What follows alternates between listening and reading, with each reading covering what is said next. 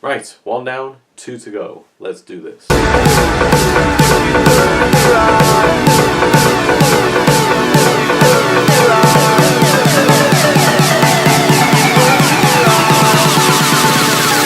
But if you close your eyes,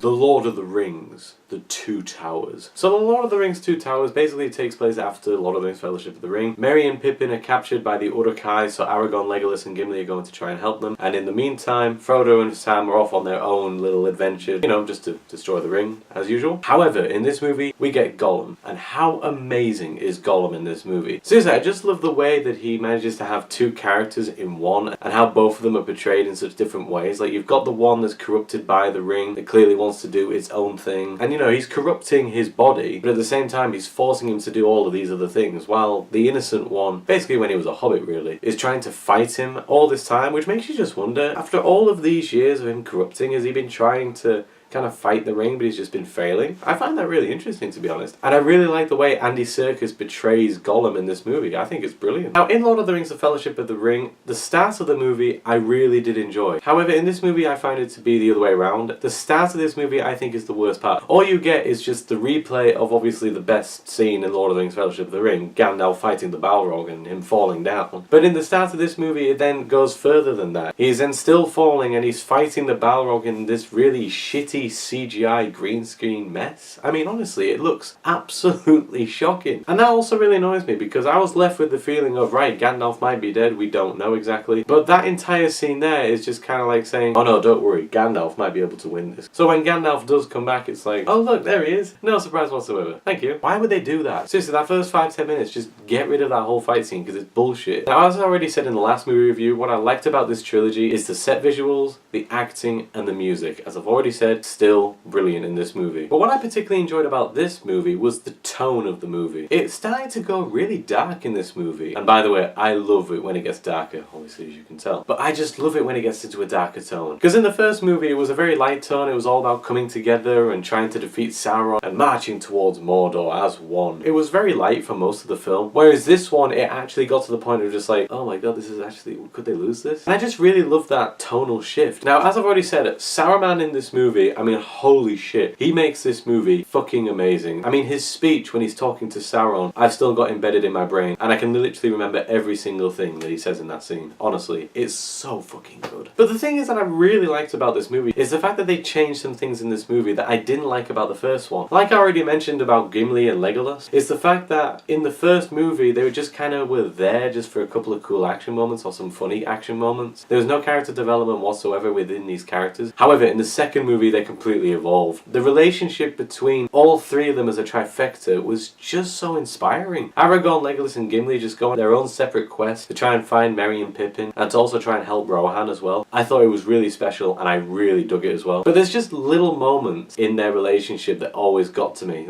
Like when Gimli gets a bit frustrated that Legolas has got more kills than him, so he strikes his axe at the fucking Uruk-hai's stuff. Oh my god, that was brilliant. But the best part of this relationship for me is when Legolas and Gimli are on the wall and Legolas goes, shall I describe it to you?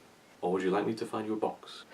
I fucking love that bit. That bit always gets me, and the way I did it was terrible. I apologise if I ruined that scene for you. But I don't care, because it was fucking awesome. But it wasn't just Legolas and Gimli either. It was actually Merry and Pippin as well. Like I said in the first movie, they just felt to me like accidental comic relief. They were just there accidentally, and they were there just to have a few funny moments, which for me wasn't really that funny. However, in the second movie, they finally have a fucking purpose in this movie. They're with the Ents, and basically the Ents are trying to just stay out of the war. They're kind of neutral of the whole thing. But Merry and Pippin see that they could actually be really useful in this war, so they try and convince him. And Merry and Pippin finally have involvement in this film, and to be honest, I kind of enjoyed it. I thought they were really good in this movie with Merry and Pippin. Not brilliant, but really good. Like I said about improvements in this movie, holy shit. The wargs, the Uruk-hais, I mean, how fucking terrifying did they look? These were the guys who were meant to be in the first movie. I mean, they look really intimidating, especially when it comes to fighting. You're like, how the fuck do you beat these guys? Especially when there's 10,000 of them. And now, let's just get this right off the bat. about the Helm's Deep battle, I mean seriously, this has to be the greatest battle I think I've ever seen on any screen. It's still embedded in my memory, every single little action point, every single little tactical thing that goes on in this movie, whether it be the Uruk-hais trying to destroy the wall or them climbing up the thing, every single little action detail I still remember. But what I really liked about it was, again, the tone. The tone for that battle was just superb. The way that the dark was used, the way that it rained as well, the rain was superb. I mean seriously, it just made the whole experience just so terrifying. It really did. You got all those Uruk-hais coming at you, you know, just going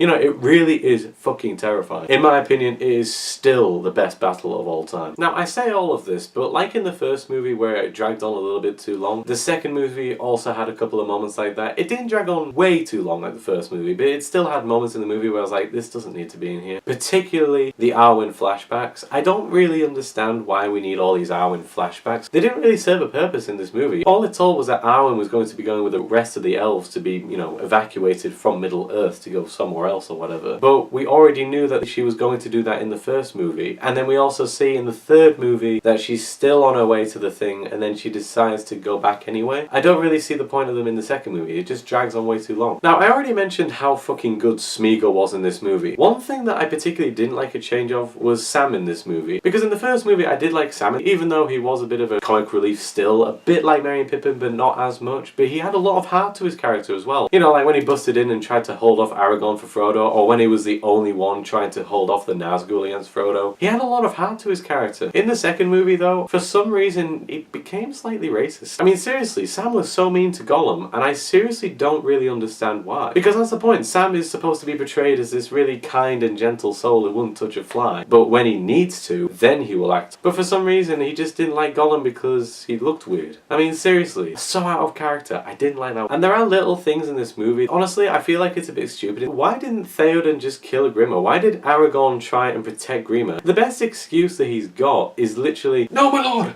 No, my lord! Enough blood has already been spilled on his account." Right, okay, but at the same time, if you let him go, more blood is going to be spilled on his account. For me, that just seemed kind of dumb. I don't really know why they did that. But guys, in the end, I thought Lord of the Rings: The Two Towers was absolutely brilliant. I think it's a really entertaining movie, a lot of cool shit going down. There's plenty of stuff to keep you entertained, not just the Helm's Deep scene, but you've also got the Warg fight as well, which is also pretty cool. Guys, in my personal opinion, I did find the Lord of the Rings: The Two Towers to be my favourite Lord of the Rings movie. I think this is a film that I will always watch, I will always love, and I will still laugh at the comical moments and I will still get goosebumps over the Helm's Deep fight. It's just such a good film. Guys, in the end, I will say that The Lord of the Rings: The Two Towers is a movie that I'm going to be keeping and I'm going to be putting on the top shelf.